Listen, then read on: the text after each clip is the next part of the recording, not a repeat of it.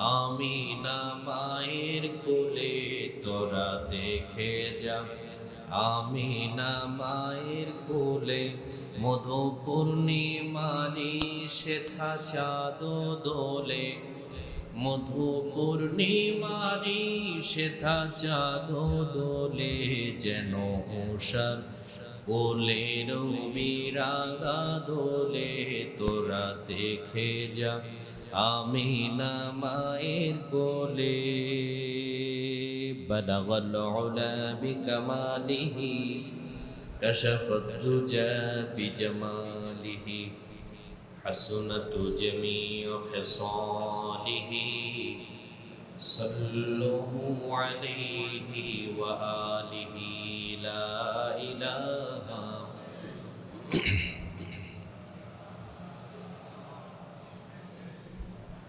মুহাম্মদ লা ইলাহা ইল্লাল্লাহ, লা ইলাহা ইল্লাল্লাহ, লা ইলাহা ইল্লাল্লাহ, মুহাম্মাদুর রাসূলুল্লাহ সাল্লাল্লাহু আলাইহি ওয়াসাল্লাম। আল্লাহ রাব্বুল আলামিনের দরবারে শুকর গুজার করছি যে মনিব আমাদেরকে এই বরকতপূর্ণ পবিত্র সফরের শেষ জুমায় আল্লাহ তাআলা আমাদেরকে একত্রিত করেছেন। সামনে বিশাল এই পৃথিবীর বিশ্ব সভার যিনি সভাপতির আগমন আগামী মাসে, সেই মাসে আল্লাহ তাআলা আমাদেরকে পবিত্র জুমায় আসার এবং বসার যেমন তৌফিক দান করলেন। রব্বুল ইজ্জতুল জালালের দরবারে প্রাণ খুলে শুকর গুজার করছি, বলি আলহামদুলিল্লাহ। লক্ষ কোটি দুরূদ ও সালাম যিনি নবীদের নবী, রাসূলদের রাসূল, যিনি ইমামুল মুরসালিন, সাইয়্যিদুল মুরসালিন, শামসুদ দুহা, বদরুদ দুজা, নূরুন আলা নূর, সাইয়্যিদুস সাকালাইন, সুলতানুল মদিনা, নূরে মুজাসসাম মুহাম্মাদুর রাসূলুল্লাহ সাল্লাল্লাহু আলাইহি ওয়াসাল্লাম, সাহাবায়ে কেরাম ও শুহাদায়ে কিরামের আলা ইল্লিয়িন আল্লাহ রাব্বুল আলামিনের দরবারে কামনা করছি, বলি আমিন। সম্মানিত হাজিরিন, পবিত্র সফর মাসের শেষ জুমায় আমরা একত্রিত হয়েছি। আগামী জুমা থেকে আমরা রবিউল আউয়ালের প্রথম জুমা আদায় করতে যাচ্ছি ইনশাআল্লাহ। আমি আপনাদের সামনে পবিত্র কালামুল্লাহ শরীফের সূরাতুন নূরের ৩৫ নম্বর আয়াতে কারিমা তেলাওয়াত করেছি। রাসূল সাল্লাল্লাহু আলাইহি ওয়াসাল্লামের অন্যতম সাহাবী, যারা আপন চাচাতো ভাই হযরতে আব্দুল্লাহ ইবনে আব্বাস রাদিয়াল্লাহু তাআলা আনহু থেকে রওয়ায়াত একটা হাদিস আমি আপনাদের সামনে উপস্থাপন করেছি। রব্বুল ইজ্জতুল জালাল যদি তৌফিক দান করে এখান থেকে কিছু কথা বলার চেষ্টা করব। আমা তৌফিকি ইল্লা বিল্লাহ। সম্মানিত হাজিরিন, কোরআন এবং সুন্নাহর ব্যাখ্যা কোনোদিন মন মস্তিষ্ক করা, নিজের মন মানসিকতা দিয়ে কোরআনের তাফসীর এবং ব্যাখ্যা হয় না। বাংলাদেশের কিছু নতুন একটা দলের আবির্ভাব হয়েছে। এখন আহলে কোরআন নামে একটা দল আছে, আহলে হাদিস আছে, এটা আমরা অনেক আগে থেকে জানি। এখন একটা নতুন দল বের হয়েছে, তার নাম কি? আহলে কোরআন। ওনারা কোরআন ছাড়া কিছুই মানে না। এই মানুষগুলি বেশি কুষ্টিয়া অঞ্চল, কুষ্টিয়া, ঝিনাইদহ, যশোর, নড়াইল, এই এলাকাগুলিতে বেশি। পৃথিবীর কোন মানুষ শুধুমাত্র কোরআন শরীফ দিয়ে ব্যাখ্যা করে আল্লাহর হাবিব সাল্লাল্লাহু আলাইহি ওয়াসাল্লামের দ্বীনের উপরে চলা সম্ভব নয়। রাসূলুল্লাহর সুন্নাহ, রাসূলুল্লাহর হাদিস বাদ দিয়ে তিনি নিজে নিজে কোরআন দিয়ে চলতে পারবেন, এরকম কেউ আছে? নিশ্চয়ই তিনি পথভ্রষ্টতার ভিতরে আছেন, ঠিক কি না? নামাজ ৫ ওয়াক্ত আপনি পড়েন, কিন্তু কয় রাকাত? আজকে জুমার নামাজ কয় রাকাত? এটা কোরআন শরীফে আছে। আসরের নামাজ আমি ৪ রাকাত পড়বো, এটা এই ৪ রাকাতটা কোরআন শরীফে না, এটা কার কাছে আছে? হাদিস শরীফের ভিতরে আছে। এই জন্য কোরআন এবং সুন্নাহ ভিত্তিক, ইজমা কিয়াস ভিত্তিক যদি কথা আপনার হয়, যেই বলুক না কেন, সেটা আপনাকে নিতে হবে। কিন্তু কোনো মন গড়া কথা যদি কোনো ব্যক্তি বলে, সে যত বড় পীর হোক না কেন, ওই কথাটা বয়কট এবং পরিত্যাগযোগ্য, ঠিক না? সম্মানিত হাজির, পবিত্র ঈদে মিলাদুন নবী সামনে আসছে, আমাদের সামনেই পবিত্র ঈদে মিলাদুন নবী। রাসূলুল্লাহ সাল্লাল্লাহু আলাইহি ওয়াসাল্লামের ওফাত এবং আগমনের দিন।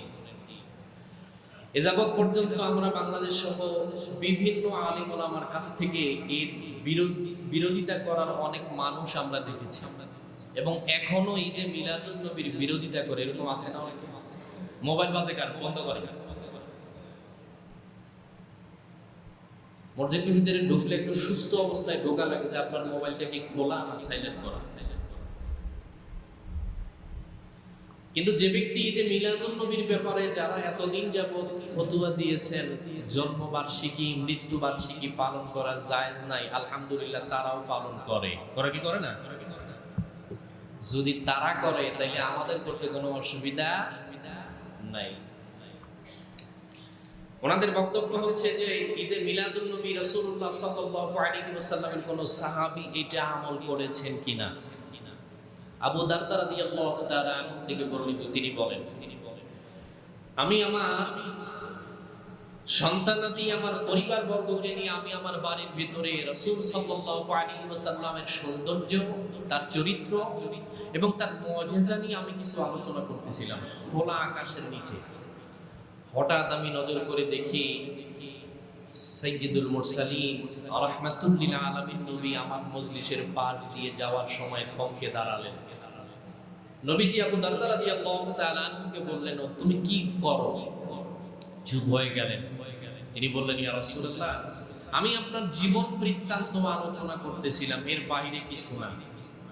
নবীজি বললেন, তুমি আলোচনা করতে থাকো, কারণ আল্লাহ রাব্বুল আলামিন আমাকে বলে দিয়েছেন, হাল্লাত লাকুম শাফাআতি, তোমার উপরে আমার শাফাআতকে আল্লাহ ওয়াজিব করে দিয়েছেন। সুবহানাল্লাহ। তুমি আমার জীবন বৃত্তান্ত আলোচনা করতে থাকো। এখন আপনার যদি ভালো না লাগে, মিলাদুন নবী বাদ দিয়ে অনেকে সিরাতুন নবী করে। যদি নবীজি পৃথিবীতে আগমন না করতেন, তার জীবনী পাওয়া কখনোই সম্ভব ছিল না।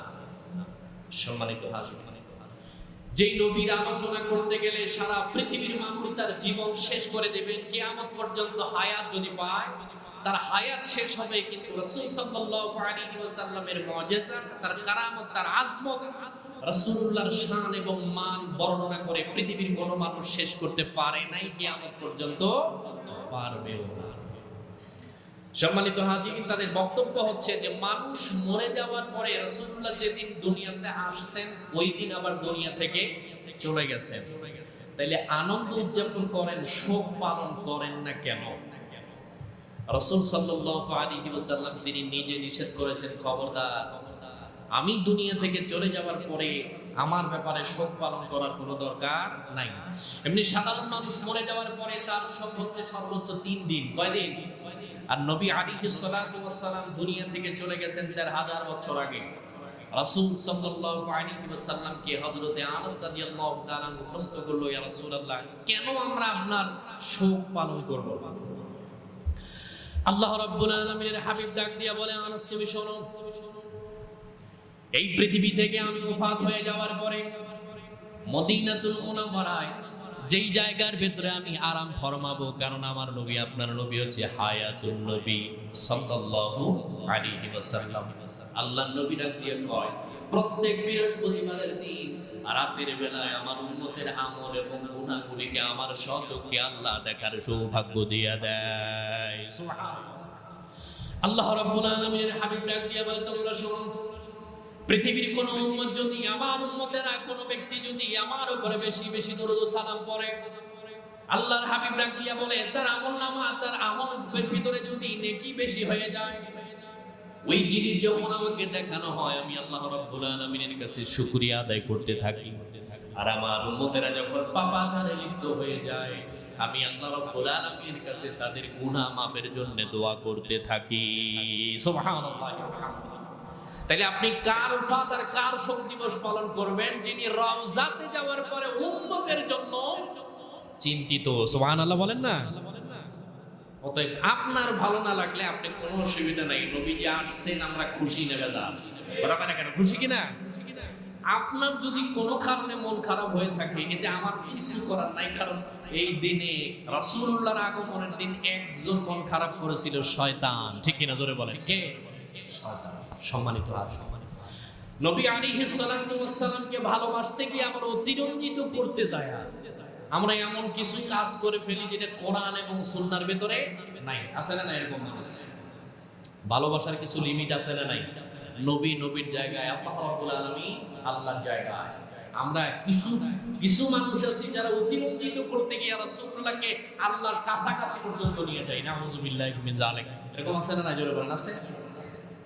সম্মানিত হাজির, আপনি মহব্বত ততটুকু করবেন আল্লাহ এবং আল্লাহর নবী এবং সাহাবায়ে কেরামরা রাসূলের প্রতি যতটুকু করেছেন ঠিক এতটুকুই করা দরকার। ঠিক কিনা জোরে বলেন।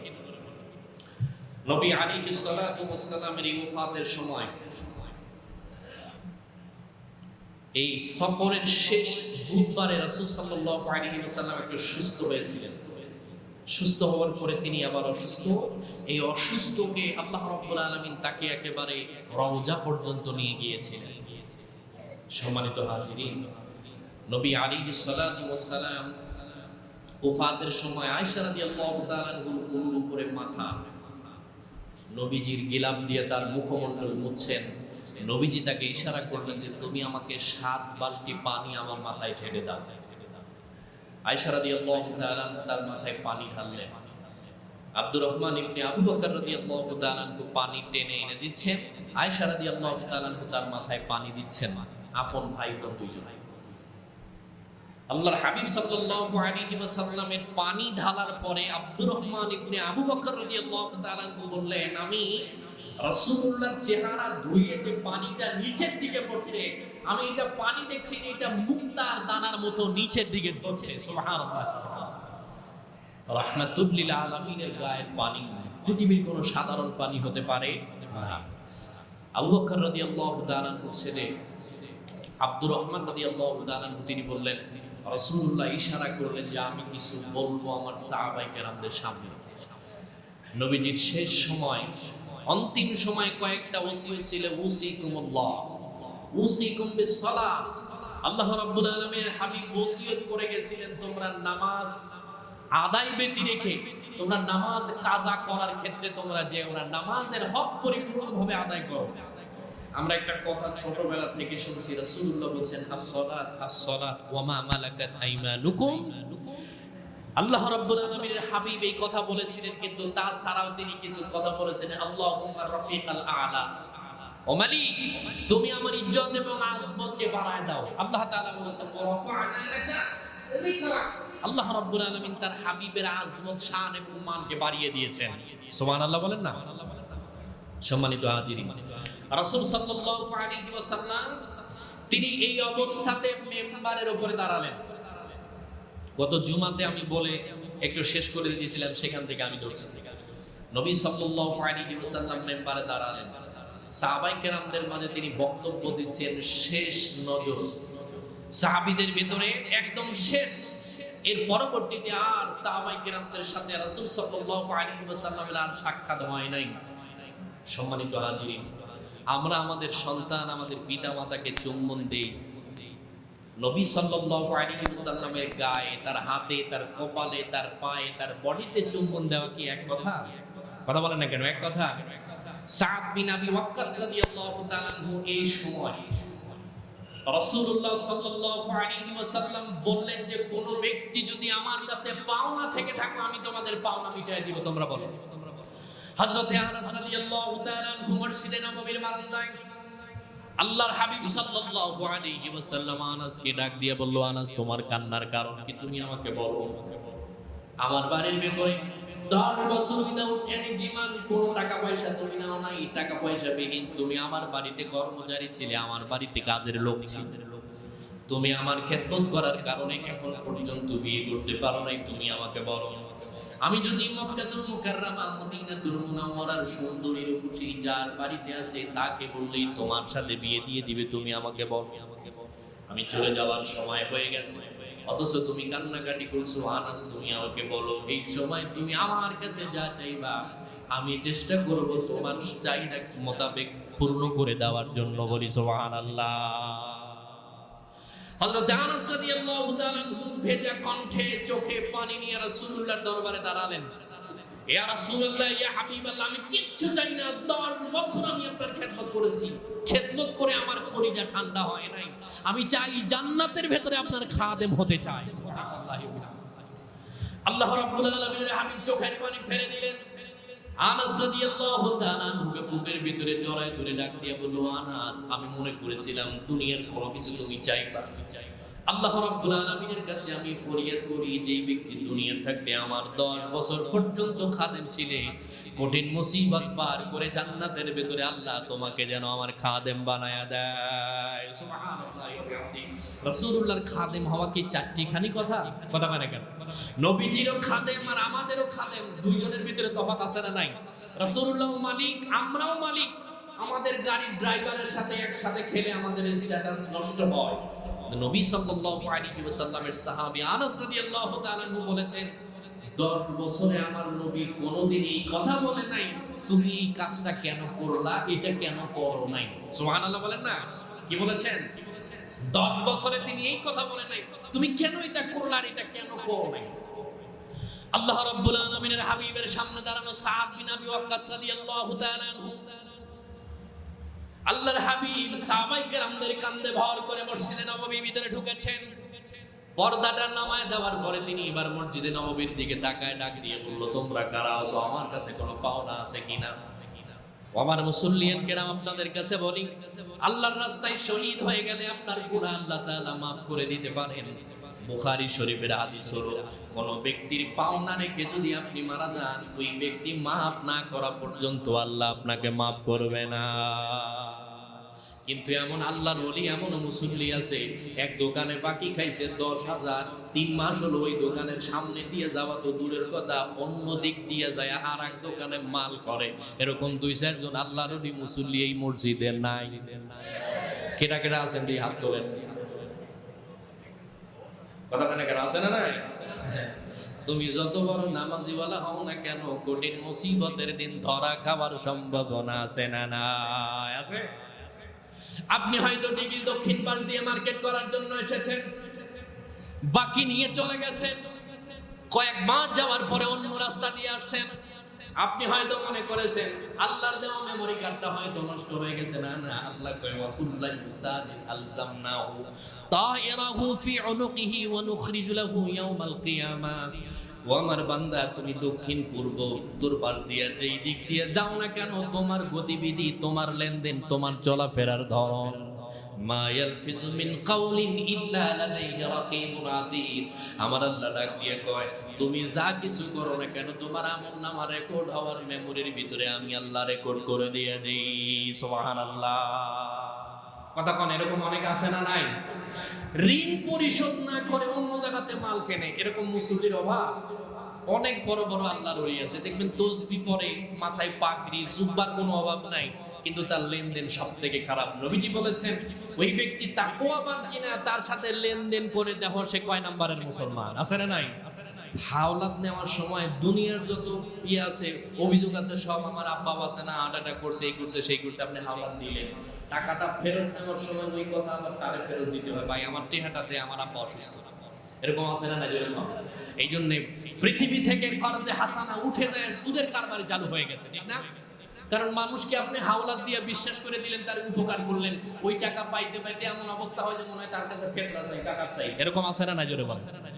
আল্লাহ রাব্বুল আলামিনের হাবিব ডাক দিয়ে বলে, আমার সাহাবীরা তোমরা শোনো, আমি তোমাদের সামনে 1,24,000 সাহাবায়ে কেরামদের সামনে বক্তব্য দিয়েছি বিদায় হজের ভাষণে। মসজিদে নববীর ভিতরে ফুলফিল মানুষ, আমি তোমাদেরকে ডাক দিয়ে বলি, তোমরা শোনো, তোমরা আমাকে বলো, আমার কাছে কোনো কিছু যদি পাওনা থেকে থাকো তোমরা আমাকে বলো, আমি তোমাদেরকে পরিশোধ করে দেওয়ার চিন্তা ভাবনা করব। এটা রবিউল আউয়ালের 3 নাম্বার দিনের ঘটনা। আল্লাহর হাবিব সাল্লাল্লাহু আলাইহি ওয়াসাল্লামের সামনে একজন সাহাবী দাঁড়ালেন, খোলা তরবারি নিয়ে দাঁড়িয়েছেন। হযরত ওমর রাদিয়াল্লাহু তাআলা বললেন, হয়তো বা কোনো মুনাফিক হতে পারে। আল্লাহর নবী ডাক দিয়ে কয়, কি হে তুমি কোন জায়গায় বাড়ি? তিনি বললেন, আমি বনু নজির গোত্রের লোক। কোন এক যুদ্ধের সময় আপনার ঘোড়া তরবারি দিয়ে আমার খালি গায়ের উপরে আঘাত লেগেছিল গো নবী।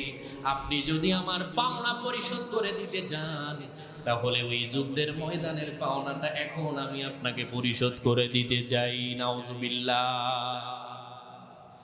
কোন মানুষ, সাহাবী তো দূরের কথা, সাধারণ কোন মানুষ এই কথা সহ্য করতে পারে? হযরত ওমর রাদিয়াল্লাহু তাআলা কোষবদ্ধ করে তরবারিটা হাতের ভেতর নিলেন, ডাক দিয়ে বলল, কে হে তুমি? কোন জায়গার মুনাফিক? আল্লাহর হাবিব ডাক দিয়ে বলল, ওমর তুমি থামো, তোমরা তার হাতের ভিতরে খোলা তরবারি দেখো, কিন্তু আমি তার চোখের দিকে নজর করে তাকিয়ে দেখি তার চোখের ভিতরে রাহমাতুল লিল আলামিনের ভালোবাসা মহব্বত দিয়ে ভরপুর। সুবহানাল্লাহ। যেটা আমি জানি, কেউ ওসমান আলী কেউ জানে না, যেটা আমার নবী জানে। সুবহানাল্লাহ। আল্লাহ রাব্বুল আলামিনের হাবিব এবার ডাক দিয়ে বলে, তুমি শোনো, তুমি আমার সাথে কি করতে চাও, কি পরিশোধ করতে চাও, তুমি আমাকে বলো। ওই ব্যক্তি ডাক দিয়ে বলল, ইয়া রাসূলুল্লাহ, জিহাদের ময়দানে আপনার খোলা তরবারি দিয়ে আমার বুকের ভিতরে রক্ত ঝরিয়েছেন, আমি সেই প্রতিশোধটা এখন নিতে চাই। আল্লাহর নবী ডাক দিয়ে কই, তুমি আমার দিকে আসো। আল্লাহর হাবিব সাল্লাল্লাহু আলাইহি ওয়াসাল্লাম কে ডাক দিয়ে বলল, নবী আপনার গায়ে একটা চাদর দেওয়া আছে আর পরনে আরেকটা চাদর দেওয়া আছে। তাই আমি আপনাকে বলি, শোনেন, আমি আপনার কাছে ডাক দিয়ে বলি, জিহাদের ময়দানে শুধুমাত্র আমার পরনের চাদর ছিল, গায়ে কোনো চাদর ছিল রাহমাতুল লিল আলামিনের গায়ের চাদরটা বদরের ময়দানে তিনি যখন হাত তুলে উম্মতের জন্য, সাহাবায়ে কেরামদের জন্য দোয়া করেছিলেন, ইদি তাস্তাগীসুনা রাব্বাকুম ফাস্তাজাবা লাকুম আন্নী মুমিদ্দুকুম বিআলফিম মিনাল মালায়েকা। এই আয়াত যখন নাজিল হয়, রাসূলুল্লাহ হাত এত উপরে তুলেছিলেন, তার গায়ের চাদর পরে নবুয়তের মোহর বের হয়ে গিয়েছিল। সুবহানাল্লাহ। আমাদের হাত উঁচু করলে বগলের দুর্গন্ধ স্ত্রী কাছে আসে না, কিন্তু নবী সাল্লাল্লাহু আলাইহি ওয়াসাল্লামের সাহাবায়ে কেরামরা বলেন, রাসূলুল্লাহর বগল থেকে মিশক ও আম্বরের ঘ্রাণ বের হতো। সুবহানাল্লাহ। লাবানাতুম মিন যাহাবিন ওয়া লাবানাতুম মিন ফিদ্দাতিন ওয়া মিলাতুহা মিসকুল আযফার ওয়া তুরবাতুহা জাফরা। নবী সাল্লাল্লাহু আলাইহি ওয়াসাল্লাম বলেছেন, মাটিতে যদি জাফরান মিশ্রণ করা হয়, সাহাবায়ে কেরামদের ভেতরে হযরত আব্দুর রহমান ইবনে আউফ রাদিয়াল্লাহু তাআলা আনহু বলেন, আমি রাসূলুল্লাহর বগল থেকে জাফরান এবং মিশক ও আম্বরের ঘ্রাণ পাইতাম। রাহমাতুল লিল আলামিন। আল্লাহর হাবিব সাল্লাল্লাহু আলাইহি ওয়াসাল্লাম মুমূর্ষু অবস্থা, তিনি বললেন, তুমি যা করার তাড়াতাড়ি করো। রাসূলুল্লাহ সাল্লাল্লাহু আলাইহি ওয়াসাল্লামের কাছাকাছি আসতে চাইলেন, তিনি বললেন, আপনি আপনার গায়ের চাদরটাকে খুলে ফেলেন। সাদ বিন আবি ওয়াক্কাস রাদিয়াল্লাহু তাআলা আনহু কথা মতো নবীজি তার গায়ের চাদর খুললেন। কোষবদ্ধ অবস্থায় ছিল তার হাতের তরবারি, পিছন দিকে ফেলে দিয়া সাহাবায়ে কেরামদের চোখের সামনে রাসূলুল্লাহর বুকের সাথে নিজের বুক লাগায় ডাক দিয়া বলে, ইয়া রাসূলুল্লাহ, এর থেকে বড় প্রতিশোধ হতে পারে না, আমার এই জিসম মুবারক কোনদিন জাহান্নামের আগুন জ্বালাতে পারবে না। সুবহানাল্লাহ। বলেন, নবী সাল্লাল্লাহু আলাইহি ওয়াসাল্লামের বডি যেই বডির সাথে লাগে, ওইটা কি জাহান্নামে যাওয়ার সম্ভাবনা আছে? আল্লাহু আকবার কাবীরা। হযরত ওমর রাদিয়াল্লাহু তাআলা আনহু চোখের পানি ফেলে দিলেন। আবু বকর রাদিয়াল্লাহু তাআলা আনহু চিৎকার করে ডাক দিয়া বলে, আল্লাহর হাবিবের সাহাবী, তোমার কপাল কতই ভালো, গার হেরার ভেতরে 3 দিন আমার নবীর সাথে ছিলাম, কিন্তু রাসূলুল্লাহর বুকের সাথে কখনো বুকটা মিলাতে পারি নাই। আল্লাহর হাবিবের মাথাটা আমার উপরে নিয়ে 3 দিন পর্যন্ত অতিবাহিত করেছি, কিন্তু কোনোদিন আমি আমার রাসূলের বুকের সাথে খালি বুকটা মিলাই দিতে পারি নাই। হযরত ওমর রাদিয়াল্লাহু তাআলা আনহু তিনি বললেন, তুমি শোনো, আমরা যত সাহাবী আছি, আমার মনে হয় আজকে তোমার সবথেকে বড় পুরস্কার রাসূলুল্লাহ দিয়েছে। সুবহানাল্লাহ। সম্মানিত রাসূল সাল্লাল্লাহু আলাইহি ওয়াসাল্লাম তার হুজরাখানার ভিতরে ঢুকলেন। আবু বকর ইবনে আব্দুর রহমান রাদিয়াল্লাহু তাআলা আনহু তার ভেতরে পায়চারি করছেন।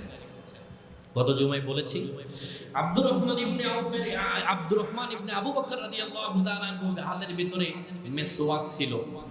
নবীজি মাথা দিয়ে ইশারা করলেন, আয়েশা রাদিয়াল্লাহু তাআলা বুঝলেন যে তিনি মেসওয়াক করবেন। তিনি নিজের মুখে মেসওয়াকটা নরম করে দিয়ে রাসূলুল্লাহর মুখের ভিতরে দিলেন। এমতো অবস্থায় হযরতে জিবরাইল আলাইহিস সালাম রাসূলুল্লাহর দরবারে হাজির। আল্লাহ রাব্বুল আলামিনের হাবিব এবার জিবরাইলকে ডাক দিয়া বলে, ভাই জিবরাইল, আমার জীবন সায়ান্নের অন্তিম সময় তুমি এই জায়গাতে কি করার জন্য আসছো? তুমি তোমার সাথে আবার নতুন একজনকে দেখি। আমি কোনোদিন এই ব্যক্তিকে দেখি নাই। হযরতে জিবরাইল আলাইহিস সালাম ডাক দিয়ে বলে, নবী, আমি আপনার দরবারে এমন একজনকে নিয়ে এসেছি যিনি গোটা পৃথিবীর কোনো নবী রাসূলের কাছে গেলেও অনুমোদনের দরকার হয় না। তিনি হচ্ছেন মালাকুল মউত আজরাইল আলাইহিস সালাম। হযরতে ফাতেমা রাদিয়াল্লাহু তাআলা আনহা খবর শোনার পরে বাড়ির ভিতরে ঢুকে পড়লেন। আবু বকর ইবনে আব্দুর রহমান তিনি ডাক দিয়ে বলে, দুনিয়ার মানুষ তোমরা শোনো, আল্লাহর হাবিবের বাড়ির ভিতরে ফাতেমা রাদিয়াল্লাহু তাআলা আনহা সহ তার মেয়েরা বাড়ির ভিতরে ঢুকলেন। গেট পার হওয়ার সাথে সাথে রাসূলুল্লাহর যত ব্যস্ততা থাক না কেন, আল্লাহর হাবিব দৌড়ায় আসার পরে আগে তার মেয়েদের কপালের ভিতরে চুম্বন দিতেন, নাকের উপরে চুম্বন দিতেন, গলার ভিতরে চুম্বন দিয়ে দিতেন। এই মাত্র প্রথম যেখানে রাসূলুল্লাহ শোয়া অবস্থায় আছে, ফাতেমা ঘরের ভিতরে ঢুকেছেন আর রাসূলুল্লাহ উঠে তাকে চুম্বন দিতে পারে না। অসুস্থতার কারণে তিনি এতটা অসুস্থ হয়ে গেছেন। আপন মেয়ে তার ঘরের ভেতরে আসছে, চোখের পানি ফেলে দিয়ে ফাতেমাকে বুঝায়, মা, আমি যে উঠে তোমাকে আদর করবো এই শক্তি আমার বডির ভিতরে নাই। সাইয়্যিদুল মুরসালিন, পৃথিবীর শ্রেষ্ঠ মানুষের যদি এই অবস্থা হতে পারে, আমার আপনার কি অবস্থা হবে এই চিন্তা ভাবনা আমাদের কারোর মাথায় নাই। সম্মানিত হাজির, নবী আলাইহিস সালাতু ওয়াস সালাম শিখায় দিয়ে গেলেন, খবরদার বাবা, তোমার মেয়ে যদি ৩-৪টেও হয় এরপরেও মন খারাপ করার কোনো দরকার নাই। আমাদের দেশে কিছু জালেম বাবা আছে, মেয়ে হলে মন খারাপ করে, আছে না নাই? অথচ নবীজি বলেছেন, আল্লাহ রাব্বুল আলামিন যদি কারো উপরে বেশি খুশি হয় তাকে কন্যা সন্তান দান করে। সুবহানাল্লাহ বলেন না? কিন্তু আমাদের দেশে এরকম নামাজি আছে না নাই বলেন? মেয়ে হলে পরে স্ত্রী পর্যন্ত তালাক দিয়ে দেয়, এরকম নাই? আল্লাহ রাব্বুল আলামিন বলেন, ইয়াহাবু লিমান ইয়াশাউ ইনাসা ওয়া ইয়াহাবু লিমান ইয়াশাউ যুকুর আও ইউযাব্বিজুহু যুকরানা ওয়া ইনাসা ওয়া ইয়াজআলু মান ইয়াশাউ আকিমা। আল্লাহ রাব্বুল আলামিন বলেন, আমি আল্লাহ যাকে ইচ্ছা করি মেয়ে সন্তান দেই, যাকে ইচ্ছা করি ছেলে সন্তান দান করি, আবার যাকে ইচ্ছা করি ছেলে এবং মেয়ে দুইটাই দেই, আবার আমি আল্লাহ যাকে ইচ্ছা করি ছেলে এবং মেয়ে একটাও দান করি না। সুবহানাল্লাহ বলেন না? তাহলে ছেলে দেওয়ার মালিক কে? মেয়ে দেওয়ার মালিক? না দেওয়ার মালিক? উভয়টা দেওয়ার মালিকও আল্লাহ রাব্বুল আলামিন। তাইলে যদি আপনি বউর উপরে নির্যাতন করেন, বউ তো আপনাকে উল্টা বলতে পারে, তোমার জন্য মেয়ে হয়, বলা মানে কেন, ঠিক না? কিন্তু সমাজে তো মেয়ের দোষ হয় না, ছেলের দোষ হয় না, যত দোষ সব বৌমার, এরকম আছে না নাই? আল্লাহ রাব্বুল আলামিন এরকম জালেম চিন্তা ভাবনা থেকে আমাদেরকে বের হয়ে আসার তৌফিক দান করুক বলি আমিন।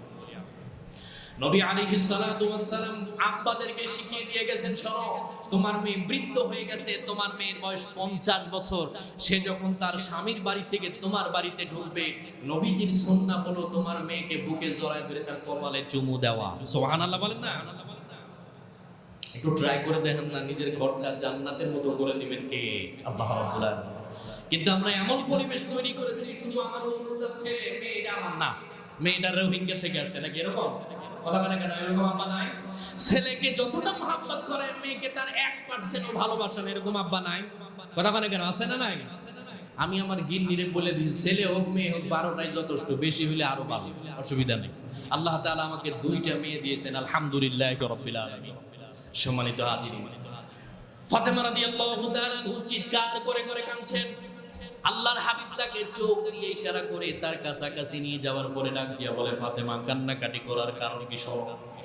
তিনি তার মুখের কাছে ফাতেমা রাদিয়াল্লাহু তাআলা নিজের কানটা লাগায় ডাক দিয়া বলে, ও ফাতেমা, তুমি শুনে রাখো, আমি দুনিয়া থেকে চলে যাওয়ার পরে আমার পরিবারের ভিতরে সবার আগে যার সাথে সাক্ষাৎ হবে তিনি হলো আমার মা ফাতেমা। সুবহানাল্লাহ। এখানে একটা কথা আছে, এটা গায়েবের খবর জানাইছে কে? জোরে কম, কে জানাইছে? আর একটু জোরে বলেন। আল্লাহর হাবিব সাল্লাল্লাহু আলাইহি ওয়াসাল্লাম কি আল্লাহ তাআলা জানিয়ে দিয়েছেন, শোনো, তুমি দুনিয়া থেকে চলে যাওয়ার পরে তোমার বংশে যে ব্যক্তি আগে মারা যাবে তার নাম হচ্ছে ফাতেমা রাদিয়াল্লাহু তাআলা আনহা। আমরা এই গায়েব বিশ্বাস করি কি করি না? জোরে বলেন।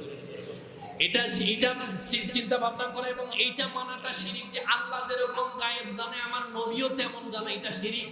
কিন্তু আমরা এটা বিশ্বাস করি আমার নবী আমার আল্লাহ আমার নবীকে যেটা জানিয়েছেন এইটা মানি, আমরা এই গায়েবটা আমরা মানি, ঠিক না? আয়েশা ফাতেমা রাদিয়াল্লাহু তাআলা আনহার কান্না বন্ধ হয়ে গেল। আবু বকর রাদিয়াল্লাহু তাআলা গৃহে প্রবেশ করলেন। নবী সাল্লাল্লাহু আলাইহি ওয়াসাল্লাম আয়েশা রাদিয়াল্লাহু তাআলা আনহার উপরে শোয়া অবস্থায় আবু বকর রাদিয়াল্লাহু তাআলা নজর করে দেখতেন রাসূল সাল্লাল্লাহু আলাইহি ওয়াসাল্লামের গায়ে এত জ্বর আসছে যে এর আগে কখনো এরকম হয় নাই। আল্লাহ রাব্বুল আলামিনের হাবিব জিবরাইল আলাইহিস সালামকে ডাক দিয়া বলে, জিবরাইল, তোমার সাথে যে মেহমান আসছে তার কাজটা শুরু করতে বল।